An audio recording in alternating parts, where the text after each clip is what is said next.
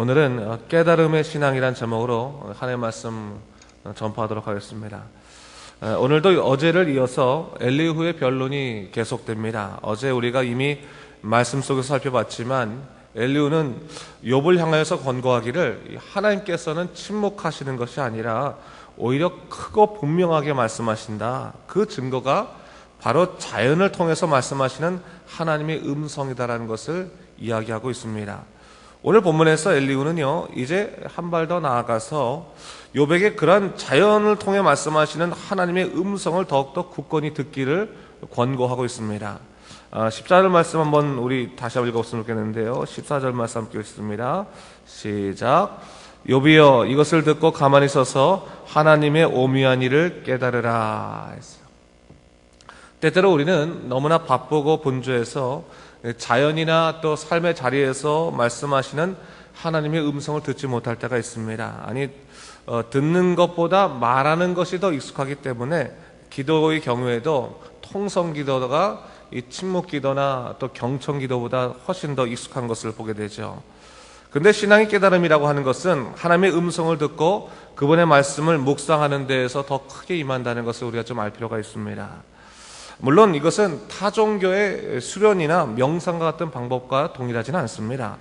기독교에서의 묵상은 내 안에서 말씀하시는 성령님의 목소리를 듣는 것입니다. 또한 우리의 자아가 극대화되는 그런 바쁜 삶으로부터 우리를 멈추게 만들어서 고요한 가운데서 우리에게 말씀하시는 하나님의 음성을 듣게 하는데 그 목적이 있다 볼 수 있습니다. 때때로 우리는요, 너무나 삶이 바쁘고 빠를수록 이 판단을 빨리 하게 되죠. 그 판단이 빨리 될수록 우리에게 필요한 것은 사실은 묵상입니다. 오히려 그럴 때 우리는 묵상도 마치 과제처럼 빠르게 해버리려고 하는 욕구가 있는데, 이런 묵상이라고 하는 것은 하나님의 말씀을 내 마음속에서 되새김질하는 것입니다. 하나 둘씩 말씀이 과연 그런 것인가, 또 어떻게 하면 하나님의 뜻을 따를 수 있을 것인가, 이 말씀을 계속해서 되짚어보고 또 생각해보고, 그래서 그것을 통해서 내 안에서 역사하시는 성령님과 친밀한 관계를 누리게 되는 것이 바로 묵상이다. 바로 그것을 통해서 하나님의 뜻을 하나둘씩 깨달아갈 수 있게 되는 겁니다. 오늘날 저도요, 목회를 하면서 내 안에서 말씀하시는 성령님의 음성을 차분히 듣지 못하고 때때로 기계적인 사역을 할 때가 종종 있습니다. 이걸 해야 되니까 무조건 하고 하는데, 사실은 기계적인 신앙생활을 하게 되면 참 위험한 거예요. 그냥 주일날 나오면 습관처럼 교회 나오고 습관처럼 움직이고 안에 하나도 기쁨이 없는데 기계적인 그 모습처럼 움직이게 되면, 그러면 거기에는 우리가 어떻게 보면 영적인 능력이 있을 수가 없는 겁니다. 자, 우리가 이 본문 말씀 잘 읽으면서요, 이 엘리후가 욥에게 자연을 돌아보라 말하면서 욥이 가지길 원했던 것이 뭘까요? 바로 영적인 친밀감입니다. 하나님과 영적인 깊은 친밀감을 너는 이 자연을 통해서 좀 발견해라 라고 얘기하고 있는 거예요. 네가 가만히 이 자연의 모든 부분들을 살펴보고 있으면 너는 무엇을 깨닫게 될 것이냐면 하나님의 오묘한 일을 깨닫게 될 거다라는 것을 권고하고 있는 것입니다. 그러면서 오늘 엘리후가 말한 하나님의 역사에 대해서 한 번 더 생각해 봤으면 좋겠는데요. 우리 15절 말씀 한번 읽을까요? 15절 말씀 시작. 하나님이 이러한 것들을 명령하셔서 그 구름의 번개로 번쩍거리게 하시는 것을 그대가 아느냐 했어요. 엘리후가 하나님의 역사에 대해서 이 욥에게 말하는 겁니다. 네가 아느냐 이게 묻고 있어요. 여러분, 때때로 우리가 좀 생각할 필요가 있는 게 뭐냐면요, 우리가 이 자연현상이라는 것을요 너무나 당연스럽게 여기고 일상적으로 여긴단 말이죠. 근데 사실은 그 당연하게 여기고 일상적이었던 그 자연현상도 하나님의 명령으로 말미암아 이루어진 것이라는 것을 우리가 인식하게 된다면 하나님과의 친밀감이 달라질 수밖에 없다는 거예요. 오늘 엘리후가 말하는 것은 뭐냐면, 네가 이 자연현상을 보면서도 네가 알 수 있는 것은 뭐냐면 하나님의 통치와 운영을 네가 깨달아야 된다는 것을 알아야 된다는 거예요. 이 세상의 모든 것들이 하나님께서 통치하시고 운영하시기 때문에 움직이는 거지 하나도 우연으로 움직이는 것이 없다. 하나님이 다 세밀하게 관여하시기 때문에 이것이 다 움직이는 것이다 라는 것을 얘기하고 있는 겁니다. 여러분, 오늘날 우리가 살아가면서요, 때때로 하나님이 일하시고 하나님이 일하지 않으시고, 그런 하나님이 나와 함께 임재하시고 하나님이 부재하시고 하는 경험들을 종종 느끼게 되는 것이 뭐냐면요, 내 중심적인 생각과 내 중심적인 신앙생활을 하기 때문에 그런 거예요. 다시 말해, 내가 용납될 때 하나님께서 주시는 것이 기쁨이 되는 것이고, 용납되지 않을 때는 하나님이 일하시는 것도 내게는 일하는 것이 아니라고 생각이 든다거나, 또한 내가 이해될 수 있는 범위 안에서만 하나님을 이해하려고 할 때 우리는 전능하신 하나님, 무소부재하시고 오늘도 여전히 일하시는 그 하나님을 우리가 누리지 못하고 만나지 못하게 되는 겁니다. 오늘 바로 그것을 얘기하고 있는 것이죠. 하나님은 너희 삶에 있어서 너희 불편함을 해결해주는 조력자가 아니라 너를 창조하시고 너를 인도하시고 너를 주관하시는 너희 왕이시다라는 것을 고백하라는 거예요. 그것을 만나야 된다라고 하는 거예요. 여러분 하나님을 여러분의 왕으로 인정하십니까? 여러분의 주권자로 인정하십니까? 아니면 여러분의 인생을 도와주시는 조력자, 도우미로 인식하십니까?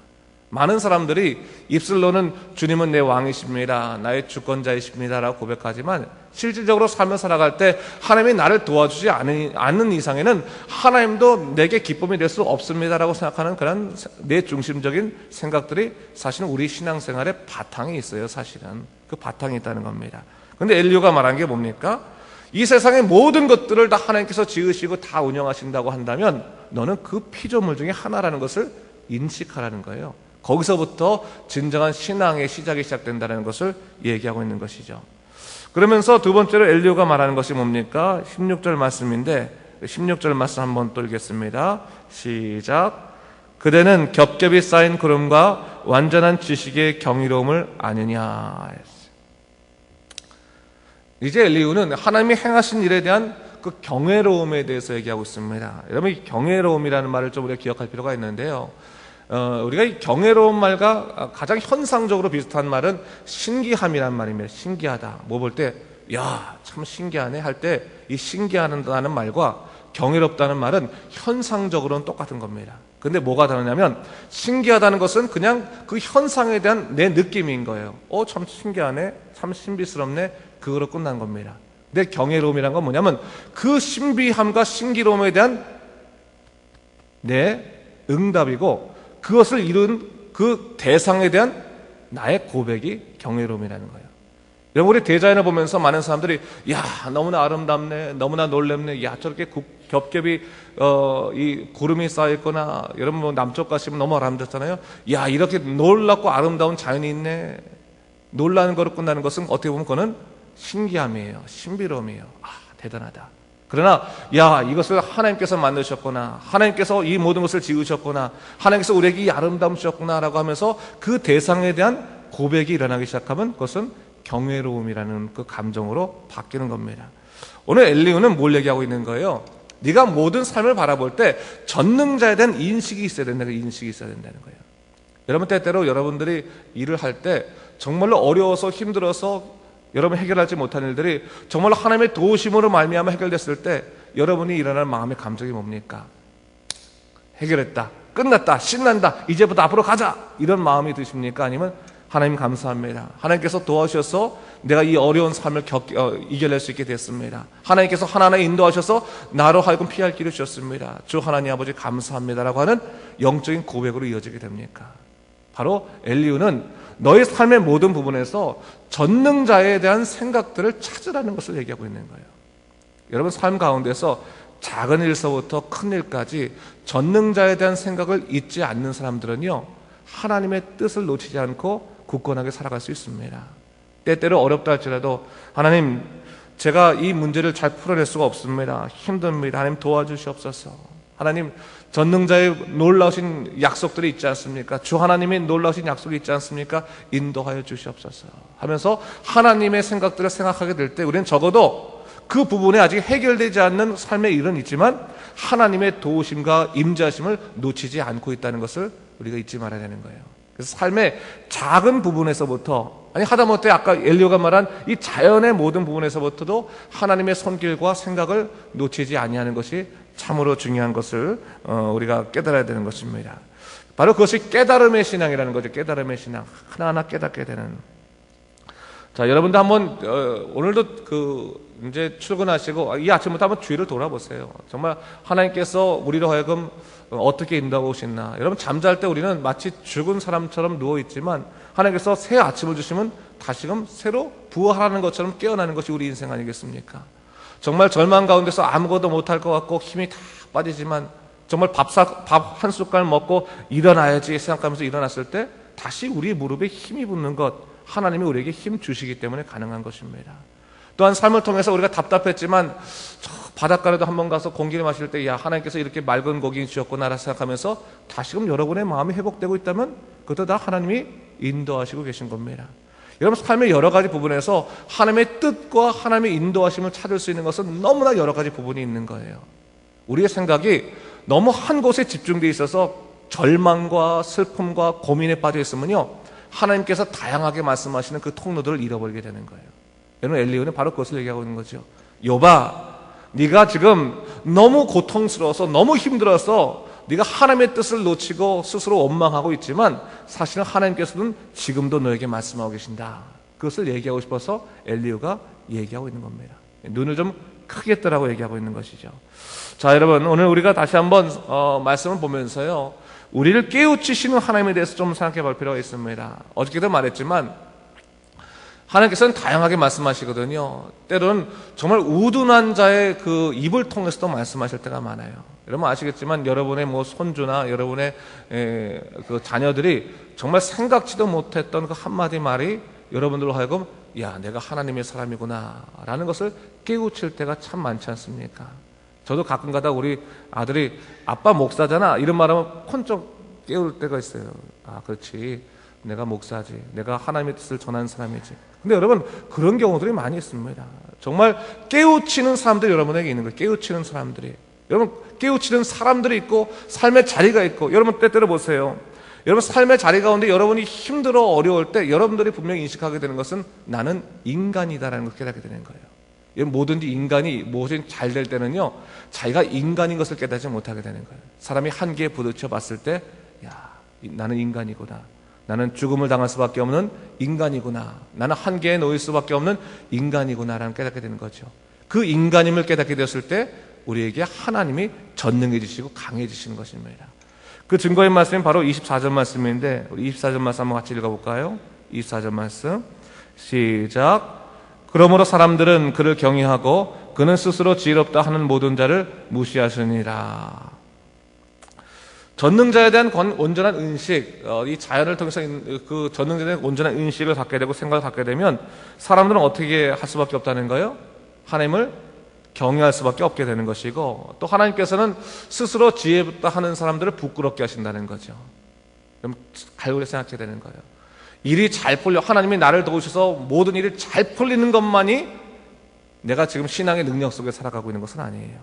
때때로 우리에게 있어서 진정한 신앙의 능력이라는 것은 때로는 우리가 얼마나 연약한지, 정말로 하나님이 도우시지 않는다면, 하나님이 역사하지 아니하신다면 얼마나 우리가 초라하고 아무것도 아닌 존재인지를 깨닫는 그 인간에 대한 그 부족함에 대한 인식에서부터 시작될 때 전능하신 하나님의 놀라운 역사가 얼마나 소중한지를 깨닫게 되는 것입니다.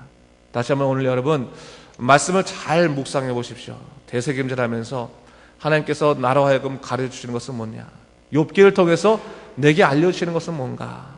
나는 인간이고 하나님께서 전능하신 것을 인도하실 때, 우리 생명을 주관하실 때만 유효한 것이 우리 인생이라면 더욱더 주님의 뜻대로 사는 것이 중요하다라는 것을 놓치지 마시기 바랍니다. 다시금 말씀 가운데서 하나님을 만나고 오늘도 힘차게 살아갈 수 있는 여러분 되시길 주님의 이름으로 축원합니다. 기도하겠습니다. 주 하나님 아버지 감사합니다. 이 아침에 우리가 다시 한번 우리 말씀을 보게 되면서 하나님의 전능하신 뜻들을 생각해 보게 됩니다.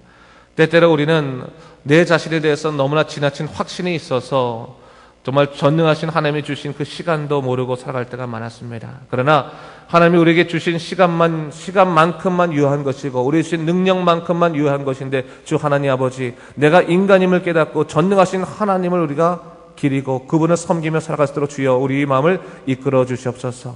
내 안에 있는 성령님께서 우리를 하여금 말씀을 다시금 보게 하시고 그 말씀 가운데서 아버지 우리를 이끄시는 하나님의 전능하심을 우리가 의지할 수 있도록 인도하여 주시옵소서. 감사드리며 예수님 이름으로 기도드립니다. 아멘.